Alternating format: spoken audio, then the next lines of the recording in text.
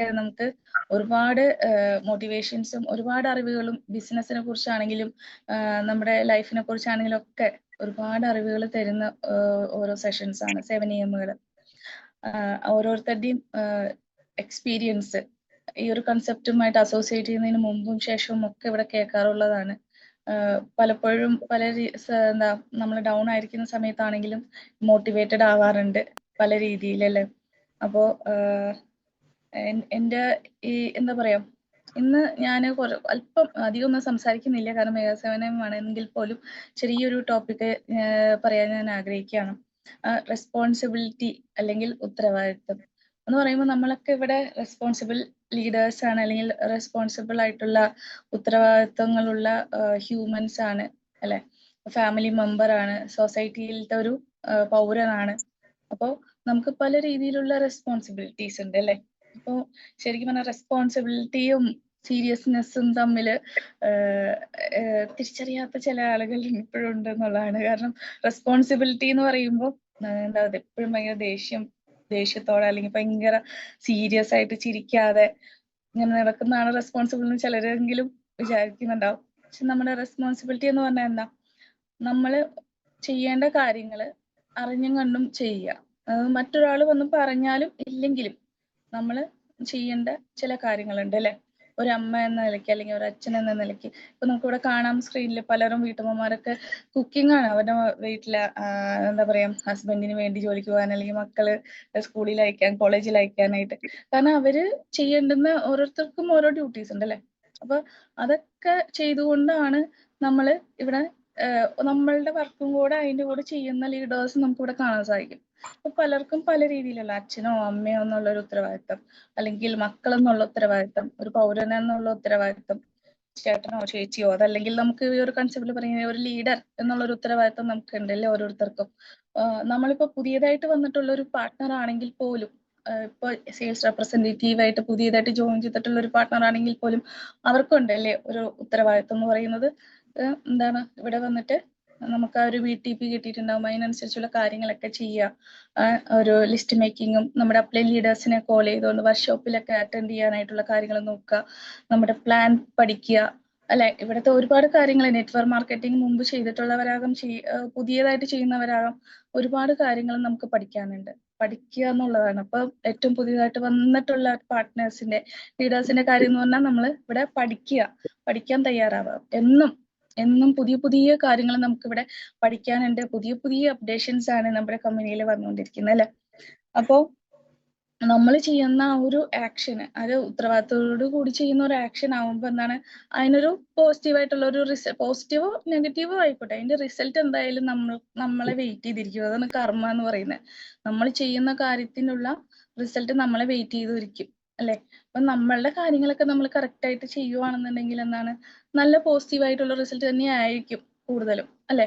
അപ്പം അതില് നമ്മൾ ചെയ്യേണ്ട കാര്യങ്ങൾ ചെയ്യാതെ നമ്മൾ സ്ലഗ്ഗിഷ് ആയിട്ട് മടി പിടിച്ചൊക്കെ ഇരുന്ന് അതിനെ നീട്ടി വലിച്ച് കൊണ്ടുപോയാൽ എന്താവും, അവിടെ നമുക്ക് അതിന്റെ ഒരു റിസൾട്ട് പോസിറ്റീവ് റിസൾട്ട് ആയിരിക്കില്ല, അതിന്റെ ഒരു കോൺസിക്വൻസ് ആയിരിക്കും, അതായത് ഒരു നെഗറ്റീവ് ഇമ്പാക്റ്റ് ആയിരിക്കും അവിടെ നമ്മളെ വെയിറ്റ് ചെയ്തിരിക്കുന്നുണ്ടാവുക. അപ്പൊ ഇന്ന് ചെയ്യേണ്ട കാര്യങ്ങൾ നമ്മൾ ഇന്ന് തന്നെ ചെയ്യുക എന്നുള്ളതാണ് അല്ലെ. അപ്പം നമുക്ക് ഈ ഒരു ഫീൽഡില് ഒരുപാട് പ്രതിസന്ധികൾ നമ്മൾ നേരിടും അല്ലെ. നെറ്റ്വർക്ക് മാർക്കറ്റിംഗ് എന്ന് പറയുമ്പോൾ ഫസ്റ്റ് തന്നെ ആളുകൾ യെസ് ഞാൻ ജോയിൻ ചെയ്യാന്നും പറഞ്ഞിട്ട് നമ്മുടെ കൂടെ പാർട്ട്ണറായിട്ട് വരാറുണ്ടോ? ഇല്ല. നമുക്ക് ഫസ്റ്റ് കിട്ടുന്ന ഉത്തരം നോ ആയിരിക്കും അല്ലെ. ഒരുപാട് കാര്യങ്ങൾ ഈ ഒരു കൺസെപ്റ്റ് നെറ്റ്വർക്ക് മാർക്കറ്റിംഗ്, കാരണം നമ്മുടെ ഈ ഒരു കമ്പനിയുടെ കുഴപ്പമല്ല, ഒരുപാട് കമ്പനീസ് ഇവിടെ ഒരു എന്താ പറയാ അവരവരുടെ സ്വന്തം നിലനിൽപ്പിന് വേണ്ടി, സ്വന്തം പ്രോഫിറ്റിന് വേണ്ടി ഒരുപാട് പാവത്തങ്ങളെ പറ്റിച്ചും ഒക്കെ കുറേ കാശുണ്ടാക്കി മുങ്ങിയിട്ടുണ്ട് അല്ലെ. നമുക്കറിയാം ഒരുപാട് കമ്പനികൾ ഈ അടുത്തിടെ കൂടെ നമുക്ക് ന്യൂസിലൊക്കെ കാണാൻ കഴിഞ്ഞിട്ടുണ്ടായിരുന്നു അല്ലെ.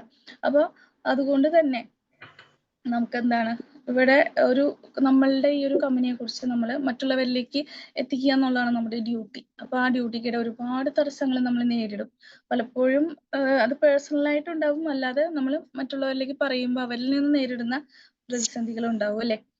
ചിലത് പറയുകയാണെങ്കിൽ ഏറ്റവും എന്താ പറയാ കൂടുതലായിട്ട് നമുക്ക് വരുന്ന പ്രതിസന്ധികൾ എന്താ, ഒരു നെറ്റ്വർക്ക് മാർക്കറ്റിംഗ് ചെയ്യുന്ന ഒരു വ്യക്തി എന്ന നിലയ്ക്ക് എക്സ്ക്യൂസസ് ആണ്. അതായത് നമുക്കിത് ചെയ്യണ്ടെന്നുണ്ടെങ്കിൽ, ഈ ഒരു വർക്ക് ചെയ്യണ്ടെന്നുണ്ടെങ്കിൽ ഇന്ന് ചെയ്യണ്ട, അല്ലെങ്കിൽ ഒരാഴ്ച ചെയ്യണ്ട, ഒരു മാസം ചെയ്യണമെന്നുണ്ടെങ്കിൽ നമുക്ക് ഇഷ്ടംപോലെ എക്സ്ക്യൂസസ് നമുക്ക് പറയാം അല്ലെ. സമയമില്ല, എനിക്ക് ഒരു ഫംഗ്ഷൻ ഉണ്ട്, അതല്ലെങ്കിൽ എക്സാം ഉണ്ട്, അതല്ലെങ്കിൽ പലർക്കും നോയമ്പൊക്കെ നടക്കുന്ന സമയമാണല്ലേ പല ഇതിലും. എന്നിരുന്നാൽ പോലും എത്ര ലീഡേഴ്സാണ് ഇവിടെ ആക്റ്റീവായിട്ട് നിൽക്കുന്നതെന്ന് നമുക്ക് കാണാം അല്ലെ. അതാണ് ആ ഒരു സ്പിരിറ്റ് എന്ന് പറയുന്നത്. നമുക്ക് എക്സ്ക്യൂസസ് അല്ല, നമുക്കിവിടെ റെസ്പോൺസിബിലിറ്റി ആണ് വേണ്ടത്. അതുപോലെ തന്നെ ചിലരുണ്ടാവും എന്തെടുത്താലും കംപ്ലൈൻസ് പറയുന്നവരുണ്ടാവും. നമ്മുടെ കമ്പനിയിൽ ഈ പ്രൊഡക്റ്റ് ഇല്ല, അല്ലെങ്കിൽ ആ പ്രൊഡക്റ്റ് ഇല്ല, അല്ലെങ്കിൽ ഇത് അങ്ങനെയാണ് അത് ഇങ്ങനെയാണ് എന്നൊക്കെ പറയുന്നത്. അപ്പൊ അങ്ങനെയൊക്കെ പറഞ്ഞുകൊണ്ട് നമുക്ക് എന്താ പറയാ, കംപ്ലൈൻസ് പറഞ്ഞിരിക്കുന്നവരെന്താ എപ്പോഴും അവരുടെ ജീവിതം മുഴുവൻ കംപ്ലൈന്റ് പറഞ്ഞിരിക്കാൻ തന്നെ ഉണ്ടാവുള്ളൂ അല്ലെ. അല്ലാതെ എന്തെങ്കിലും പ്രശ്നം ഉണ്ടെങ്കിൽ അതിനുള്ളൊരു സൊല്യൂഷൻ എന്താണ് എന്ന് കണ്ടെത്താനും ആ ഒരു സൊല്യൂഷൻ ഇംപ്ലൈ ചെയ്യുന്ന ആൾക്കാണ് അവിടെ വിജയം ഉണ്ടാവുന്നത് അല്ലെ. അല്ലാതെ കംപ്ലൈൻസ് മാത്രം നോക്കിക്കൊണ്ടിരിക്കുന്ന ഒരാൾക്ക് ഒരിക്കലും അതിന്റെ ആ ഒരു പോസിറ്റീവായിട്ടുള്ള ഒരു വശം ആസ്വദിക്കാനായിട്ട് സാധിക്കില്ല എന്നുള്ളതാണ്. അതുപോലെ തന്നെ സ്ഥിരത, ഇവിടെ എല്ലാ ലീഡേഴ്സും പറയുന്നതാണ് സ്ഥിരത, കൺസിസ്റ്റൻസി വേണം എന്നുള്ളത്. കാരണം ഇന്ന് വന്ന് ഒരു 3 മാസം ഞാൻ ഇവിടുന്ന് കുറച്ച് പ്രൊഡക്റ്റ് വാങ്ങി 3 മാസം ഞാൻ വെറുതെ ഇരുന്നാൽ എന്തെങ്കിലും ആവും, അല്ലെങ്കിൽ ഇവിടത്തെ ഒരു പ്ലാൻ പഠിക്കാതെ കറക്റ്റായിട്ട് സിസ്റ്റത്തിൽ നിൽക്കാതെ നമ്മൾ ഓടി നടന്ന് നമ്മൾക്ക് അറിയുന്ന ആളുകളോട് ഈ ഒരു കൺസെപ്റ്റിനെ കുറിച്ച് പറഞ്ഞു കഴിഞ്ഞാൽ അത് ശരിയായിട്ടുള്ളൊരു രീതിയാണോ? നമുക്കിവിടെ ഒരു സ്ഥിരത വേണം. സ്ഥിരത റൈറ്റ് ആയിട്ടുള്ളൊരു കറക്റ്റ് ആയിട്ടുള്ളൊരു പഠിത്തത്തിലൂടെ നമ്മളിവിടെ സിസ്റ്റത്തിൽ നിന്നുകൊണ്ട് സ്ഥിരതയോടുകൂടി നമ്മൾ ഓരോ കാര്യങ്ങൾ ചെയ്തുകൊണ്ടേ ഇരിക്കണം അല്ലെ. അതുപോലെ തന്നെ പ്രോസ്പെക്ടിങ്ങും നമുക്കൊരു ജനറേഷനെ ക്രിയേറ്റ് ചെയ്യാനായിട്ടും ഫെയിൽ ആവുന്നതാണ് മറ്റൊരു കാര്യം. പ്രോസ്പെക്ടിങ് എന്ന് പറഞ്ഞാൽ നമുക്കറിയാം, മറ്റൊരു പാർട്ട്നേഴ്സിനെ മറ്റ് പുതിയ ആളുകളിലേക്ക് നമ്മൾ ഇത് കറക്റ്റായിട്ട് എത്തിക്കുക. അതുപോലെ തന്നെ ഡ്യൂപ്ലിക്കേഷൻ ഓഫ് വർക്ക് അവിടെ നടത്തുക. നമ്മൾ മാത്രം ഒറ്റ ആളായിട്ട് നിന്നുകൊണ്ട് നെറ്റ്വർക്ക് മാർക്കറ്റിംഗിൽ ജയിച്ച് കയറാം എന്നുള്ളത് നമുക്ക് വളരെ ഡിഫിക്കൽട്ട് ആയിട്ടുള്ള ഒരു കാര്യമാണ്. ഒരു ടീം വർക്ക്, നമ്മൾ എപ്പോഴും പറയുന്നതാണല്ലോ, ഒരു ടീം വർക്കോട് കൂടി തന്നെയാണ് ഇവിടെ ഓരോ വർക്കും നടക്കുന്നത് എന്നുള്ളത്. ആ ഒരു ടീമിനെ ക്രിയേറ്റ് ചെയ്യണം എന്നുണ്ടെങ്കിൽ എന്താണ്, ആ ഒരു പുതിയ ജനറേഷൻസിനെ നമ്മൾ ക്രിയേറ്റ് ചെയ്തുകൊണ്ടിരിക്കണം. നമ്മളെ എന്തൊക്കെയാണോ പഠിച്ചിട്ടുള്ളത്, നമ്മൾ എന്തൊക്കെയാണോ ചെയ്യുന്നത്, അതിന്റെ ഡ്യൂപ്ലിക്കേഷൻ ഓഫ് വർക്ക് നമ്മളുടെ പുതിയ പാർട്ട്നേഴ്സിനും സെയിം അവർക്ക് കിട്ടുന്നുണ്ട്, അല്ലെങ്കിൽ അവരിലേക്ക് അത് എത്തുന്നുണ്ട് എന്നുള്ള കാര്യം നമ്മൾ ഉറപ്പാക്കണം. ഇല്ലാന്നുണ്ടെങ്കിൽ ഒറ്റക്ക് നമ്മൾ ഇവിടെ നിന്നും നേടുക എന്ന് പറയുന്നത് വളരെ ഡിഫിക്കൽട്ട് ആയിട്ടുള്ള കാര്യമാണ്. അപ്പോൾ നമ്മൾ എപ്പോഴും ഡ്യൂപ്ലിക്കേഷൻ ഓഫ് വർക്ക് കറക്റ്റ് ആയിട്ട് ഇവിടെ നിന്നുകൊണ്ട് സിസ്റ്റത്തിൽ നിന്നുകൊണ്ട് ചെയ്യാനായിട്ട് ശ്രമിക്കുക എന്നുള്ളതാണ്. അതുപോലെ തന്നെ ഒരു സെൽഫ് ഡിസിപ്ലിൻ കുറവായിട്ടുള്ള ഒരാളാണെങ്കിലും അതുപോലെ നമുക്കിതൊരു എന്റർപ്രണർഷിപ്പിലേക്കുള്ള മെന്റാലിറ്റി ഇല്ലാത്ത ഒരാളാണെങ്കിലും ഇവിടെ ഇച്ചിരി ബുദ്ധിമുട്ടാണ് അല്ലെ. സെൽഫ് ഡിസിപ്ലിൻ വളരെ, ഇപ്പൊ 7 AM ഉണ്ട് രാവിലെ, എല്ലാ ദിവസവും നമുക്ക് 7 AM ഉണ്ട് അല്ലെ. ഇപ്പം എന്തൊക്കെ ആഘോഷങ്ങൾ ഉണ്ടെങ്കിലും, എന്തൊക്കെ കാര്യങ്ങൾ നമ്മുടെ വീട്ടിലുണ്ടെങ്കിലും, കുട്ടികളുടെ സ്കൂളിലുണ്ടെങ്കിലും, എക്സാം ആണെങ്കിലും, എന്തൊക്കെ ആണെങ്കിലും അല്ലെ, നമുക്ക് ഇവിടെ ഈ ഒരു 7 AM ഉണ്ട്. അപ്പൊ പക്ഷെ നമുക്ക് വേണമെങ്കിൽ ഒന്ന് വിചാരിക്കാം, നമുക്ക് ഇത്രയും കഷ്ടപ്പെട്ട് ഞങ്ങൾ ഇരുന്നാണ്, അല്ലെങ്കിൽ ഇന്നൊരു അവധി ദിവസമാണ്, എന്ത് വേണമെങ്കിലും നമുക്ക് വിചാരിക്കാം. നമുക്ക് ഇന്ന് ഒരു ഡിസിപ്ലിൻ അതില്ല, നമുക്ക് ഇന്ന് എണീക്കണ്ട, കുറച്ച് കഴിഞ്ഞിട്ട് എണീക്കാം. സ്ലഗ്ഗിഷ് ആയിട്ടുള്ള ജീവിതം നയിക്കുന്ന ഒരാൾക്കാണെങ്കിൽ അവിടെ ഒരു പ്രോസ്പെരിറ്റി ഉണ്ടാവില്ല അല്ലെ. ഡിസിപ്ലിൻ, സെൽഫ് ഡിസിപ്ലിൻ ആയിരിക്കണം നമുക്കില്ലെങ്കിൽ ഈ ഒരു കൺസെപ്റ്റിൽ വന്നാലാവാനായിട്ട് നമ്മളെ അത് ഒരുപാട് ഹെൽപ്പ് ചെയ്യുന്നു. അതുപോലെ തന്നെ നമ്മൾ ഇവിടെ ചെയ്യുന്നത് ഒരു പാർട്ട് ടൈം ജോബ് ആണെങ്കിലും നമ്മൾ അതൊരു ശരിക്കും സീരിയസ് ആയിട്ട് ഒരു ബിസിനസ്, നമ്മുടെ കയ്യിൽ നിന്നും ലക്ഷങ്ങൾ മുതൽ മുടക്കി ചെയ്യുന്ന ഒരു ബിസിനസ് ആണ് എന്ന് വെച്ചാൽ നമ്മളിങ്ങനെ ഇരിക്കും, കിടന്നുറങ്ങുമോ, അല്ലെങ്കിൽ നമുക്ക് ഇന്ന് സമയമില്ല, ഇന്ന് ചെയ്യണ്ട, അല്ലെങ്കിൽ ഒരാഴ്ച ഞാൻ ചെയ്യുന്നില്ല എന്നൊക്കെ നമ്മൾ വിചാരിക്കില്ല അല്ലെ. ആ കറക്റ്റ് ടൈമിൽ പോയിട്ട് നമ്മൾ അതിനു വേണ്ടി മാക്സിമം നമ്മളുടെ എഫേർട്ട് നമ്മൾ കൊടുക്കും. അതേപോലെ നമ്മൾ ഈ ഒരു കൺസെപ്റ്റിനെ ഏറ്റെടുത്ത് കാണണം. എങ്കിൽ മാത്രമാണ് നമുക്ക് ഇതിൽ പറയുന്ന പോലെ നമ്മുടെ കുറേ അപ്ലൈൻ ലീഡേഴ്സ്, ഗ്രേറ്റ് ലീഡേഴ്സ് നമ്മൾ പറയും, അവരൊക്കെ നേടിയെടുത്തിട്ടുള്ള കാര്യങ്ങൾ അല്ലെ, 13ാമത്തെ റാങ്കിൽ വരെയുള്ള അച്ചീവ്മെന്റ്സ് എല്ലാം നേടിയെടുത്തിട്ടുള്ള, പലതവണ നേടിയെടുത്തിട്ടുള്ള ലീഡേഴ്സ് നമുക്കിവിടെ അറിയാം. അപ്പൊ അവരൊക്കെ സെൽഫ് ഡിസിപ്ലിൻഡ് ആയിട്ട് ഒരു സ്ഥിരതയോടുകൂടി നിന്ന് വർക്ക് ചെയ്തിട്ടുള്ള ലീഡേഴ്സ് ആണ് ഇവിടെയുള്ള ഓരോ ലീഡേഴ്സും. അതുപോലെ തന്നെ നമുക്ക് റിജക്ഷൻ ഹാൻഡിൽ ചെയ്യാനായിട്ട് പറ്റാത്തത്. റിജക്ഷൻ ഹാൻഡിൽ ചെയ്യാൻ പറ്റാത്തതെന്ന് പറഞ്ഞാൽ, ഇപ്പൊ നമ്മളൊരു 10 പേരോട് പറഞ്ഞു, 10 പേര് നോ പറഞ്ഞു കഴിഞ്ഞാൽ ഇനി എനിക്ക് കേൾക്കാൻ വയ്യ ഇവരുടെ അവരില്ല, എല്ലാരും നെഗറ്റീവാ പറയണത്, ഇനി ഞാനില്ല എന്ന് പറഞ്ഞു പോവുകയാണെങ്കിൽ എന്താവും, ഒരുപക്ഷെ 11ാമത്തെ ആളോട് പറയുമ്പോഴായിരിക്കും ചിലപ്പോൾ നമുക്ക് നല്ലൊരു പാർട്ട്ണർ ആയിരിക്കും 11ാമത്തെ ഒരു വ്യക്തി എന്ന് പറയുന്നത്. അവിടെ നമ്മൾ നിന്ന് പോവാണ്. നമ്മളുടെ വളർച്ച അവിടെ നിന്ന് പോവാണ്. അപ്പം ആർക്കാണ് അവിടെ ലോസ് ആവുന്നത്? അല്ലെ? അപ്പൊ നമ്മൾ എന്താ ചെയ്യേണ്ടത്? നമ്മള് അവിടെ നമുക്ക് നോ കേട്ടോട്ടെ. നോ എന്ന് പറഞ്ഞാൽ നെക്സ്റ്റ് ഓപ്പർച്യൂണിറ്റി എന്ന് പല ലീഡേഴ്സും നമുക്ക് പറഞ്ഞു തന്നിട്ടുണ്ട് അല്ലെ?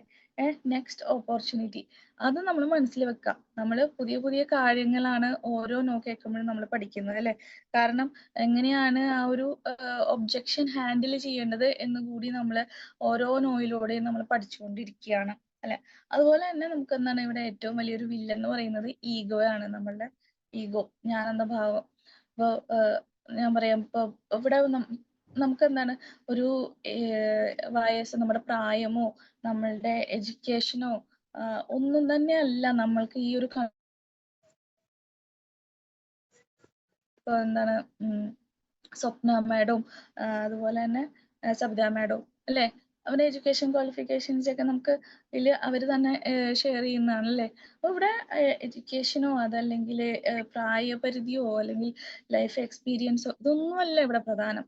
ഇവിടെ നമുക്ക് പഠിക്കാൻ ഒരു മനസ്സുണ്ടാവുക, പഠിച്ചുകൊണ്ടേയിരിക്കുക. എല്ലാ ദിവസവും നമുക്ക് പഠിക്കാൻ കാര്യങ്ങളുണ്ട്. ഓരോ നിമിഷവും അല്ലെ, ഓരോ പുതിയ പ്രോസ്പെക്ട്സ്, എന്തൊക്കെ കാര്യങ്ങളാണ് നമുക്ക് ഇവിടെ പഠിക്കാനുള്ളത്. അപ്പോൾ പഠിക്കാൻ തയ്യാറാവുക, നമ്മളിൽ ചേഞ്ചസ് ഉണ്ടാക്കാൻ നമ്മൾ സ്വയമേ തയ്യാറാവുക. അതിലൂടെ നമുക്ക് നമ്മുടെ ലീഡേഴ്സിന്റെ ഒരു ഹെൽപ്പോട് കൂടി അല്ലെങ്കിൽ ടീമിന്റെ ഒരു ഹെൽപ്പോട് കൂടി നല്ലൊരു ഫിനാൻഷ്യലി അല്ലെങ്കിൽ നമുക്ക് ആഗ്രഹിക്കുന്ന ഒരു ലൈഫ് സ്റ്റൈലിലേക്ക് നമുക്ക് ഈ ഒരു കൺസെപ്റ്റിലൂടെ കടക്കാൻ സാധിക്കില്ല. ഇന്ന് ഞാൻ ഇവിടെ വന്നിരിക്കുന്നത് ദീപ, എന്റെ ഒരു കർത്തവ്യത്തിലേക്ക് ഞാൻ കിടക്കുകയാണ്.